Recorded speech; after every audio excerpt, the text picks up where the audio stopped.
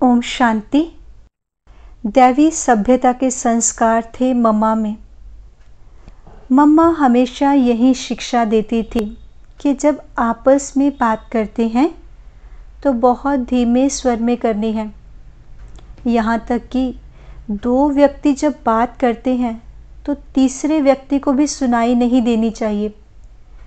दादी जानकी जी मम्मा के बारे में बताती हैं कि यज्ञ में मम्मा ही थी जो सबसे कम बात करती थी और उनका ये गुण ही दादी जी को सबसे ज़्यादा अच्छा लगता था। दादी कहती हैं कि मैं भी उस समय बहुत कम बात करती थी, तो अंतर्मुखता की ये प्रेरणा मैंने मम्मा से ही सीखी। मम्मा चलती भी ऐसे थी कि किसी को पता नहीं पड़ता था कि मम्मा कब आई और कब गई।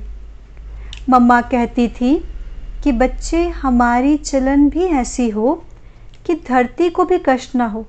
तो कितने ऊंच विचार थे मम्मा के। कई लोग तो मम्मा कहते ऐसे चलते हैं जैसे कि रावण। कहानियों में आता है कि रावण जब चलता था तो धरती हिलती थी और मम्मा कहती थी कि हम तो देवता बनने वाले हैं, इसलिए हमारी चाल देवताओं जैसी होनी चाहिए, बिल्कुल आवाज़ नहीं होनी चाहिए। और मम्मा सबको यही सिखाती थी कि कैसे एक दूसरे को बुलाना होता है, एक दो से कैसे बात करते हैं। मम्मा कहती थी एक दूसरे को ज़ोर से आवाज़ देकर नहीं, परंतु उस व्यक्ति के नज़दीक जाकर कहो कि आपसे हमें कुछ बात करनी है, आप आओ। इस प्रकार शांति से, प्रेम से व धीमे स्वर में बोलना चाहिए। मम्मा कहती थी कि आप देवता बनने वाले हो। देवता कभी जोर जोर से हंसते, बोलते व चलते नहीं। देवता तो सब काम धीमे से व शांति से करते हैं, इसलिए आपको भी ऐसे ही चलना चाहिए। मम्मा कहती थी कि कोई आपको शिक्षा देता है तो उसको प्यार से और पेशेंस से सुनना चाहिए। उस समय उनको ये नहीं कहना चाहिए कि ये ऐसा नहीं वैसा है, मैंने किया ही नहीं, मेरी गलती ही नहीं है। हो सकता है कि ये बात अभी लागू ना हो रही हो। मम्मा कहती थी हो सकता है कि ये बात अभी लागू नहीं हो रही, लेकिन आने वाले टाइम में ये आपको काम देने वाली शिक्षा है। इसलिए कोई भी शिक्षा दे, माना कोई भी छोटा या बड़ा कोई हमें शिक्षा दे तो उस शिक्षा को मान देना चाहिए, उसे सम्मान से स्वीकार करना चाहिए।